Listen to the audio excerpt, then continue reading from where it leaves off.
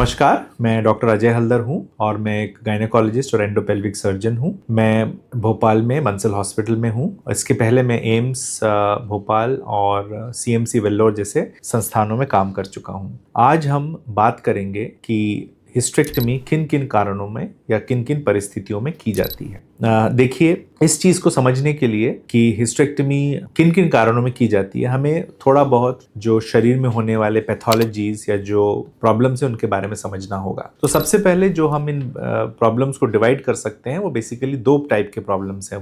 एक है कैंसरस और एक नॉन कैंसरस, जिन्हें हम हमारी मेडिकल लैंग्वेज में इसे एक को हम मैलिग्नेंट कहते हैं, एक को हम बिनाइन कहते हैं। तो मैलिग्नेंट कैंसर्स में तो ये समझ में आता है कि ऑपरेशन होना है और सर्जरी होनी है। जो मेन कंफ्यूजन या मेन प्रॉब्लम आती है वो है बिनाइन कंडीशंस में या जो नॉन कैंसरस कंडीशंस में, जहां पे सर्जरी होनी है कि नहीं होनी है। तो इस बारे में हम थोड़ा और डीप में समझने की कोशिश करेंगे। देखिए, जो प्रॉब्लम्स हैं जिनके हमें ऑपरेशन की जरूरत पड़ती है वो दो भागों में हम डिवाइड कर सकते हैं। पहला भाग है कि ऐसी महिलाएं जिनको पीरियड नहीं आ रहे हैं, जिसे हम पोस्ट मेनोपॉजल कहेंगे, और ऐसी महिलाएं जिनको पीरियड्स आ रहे हैं, जिनको हमें प्री मेनोपॉजल कहेंगे।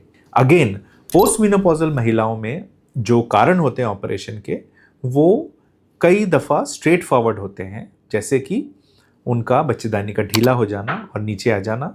दूसरा, गांठें बन जाना, जो कि अंडेदानी में हो सकती हैं या बच्चेदानी में हो सकती है। फाइब्रॉइड्स हो सकते हैं या ओवेरियन मासेस हो सकते हैं, या कोई प्री कैंसरस लीजन होना, जैसे बच्चेदानी के मुंह पे कोई प्री कैंसर लीजन होना, या यूट्रस के अंदर पीरियड चले जाने के बाद कभी कभी दाग लगना, ब्लीडिंग होना, जिस वजह से सर्जरी।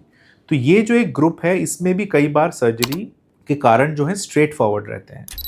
पर जो मेन प्रॉब्लम आती है वो होती है बिनाइन प्रॉब्लम्स, ऐसी महिलाओं में जिनको अभी भी पीरियड आ रहे हैं या जिनकी उम्र कम है। तो हमें ये समझना होगा कि हमें क्यों ऐसी महिलाओं में सर्जरी करने से बचना चाहिए।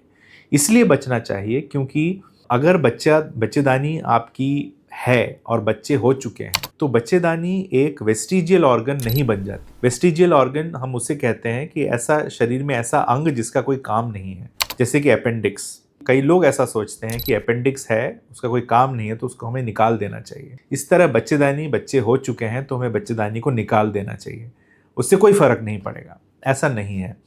जो अंडेदानी है उसके बहुत इंपॉर्टेंट काम है।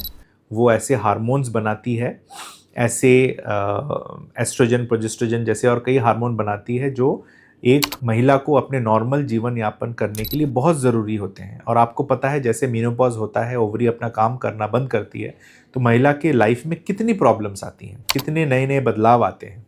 इन चीज़ों को हमें जितना हो सके अवॉइड करना चाहिए। अब आप मुझसे कहेंगे, आप तो ओवरी की बात कर रहे हैं, हम तो हिस्टेरेक्टमी की बात कर रहे हैं। पर मेडिकली हमें ये पता है कि जो अंडेदानी को ब्लड जाता है वो उसकी खुद की एक सप्लाई होती है, और एक सप्लाई यूट्रस की तरफ से भी या बच्चेदानी की तरफ से भी जाता है। जैसे ही आप बच्चेदानी निकालते हैं तो ओवरी में जाने वाला ब्लड सप्लाई किसी हद तक बाधित होता है, और ओवरी का जो फंक्शन जितने साल चलना था उसके कई पहले वो फंक्शन करना बंद कर देता है। मतलब जो मेनोपॉज है, आप भले ही ओवरी को पीछे छोड़ दें, तब भी मेनोपॉज जल्दी आ जाता है हिस्टेरेक्टमी के बाद। तो उसमें जो महिलाओं को होने वाले जो हार्मोनल चेंजेस हैं, जो मूड चेंजेस हैं, जो कार्डियोवास्कुलर चेंजेस हैं, जो और भी कई सेक्सुअल फंक्शंस के प्रॉब्लम्स हैं, ये बहुत समय के पहले आने लगते हैं, और जिनसे कि एक अवॉइडेबल प्रॉब्लम के अंदर हम जाके फंस जाते हैं।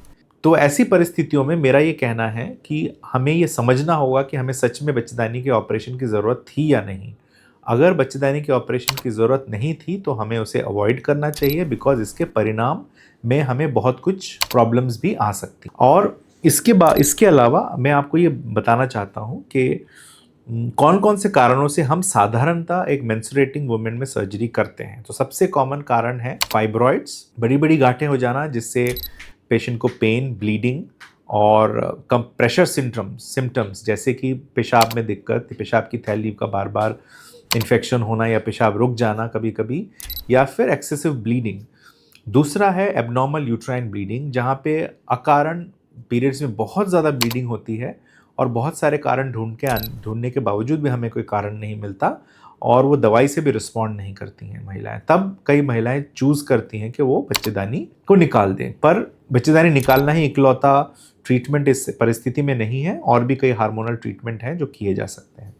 इसके अलावा जो दूसरे प्रॉब्लम्स हैं उसमें से महिलाओं में प्री कैंसरस लीजन्स या कैंसरस लीजन, जिसके बारे में मैं पहले बात कर चुका हूँ।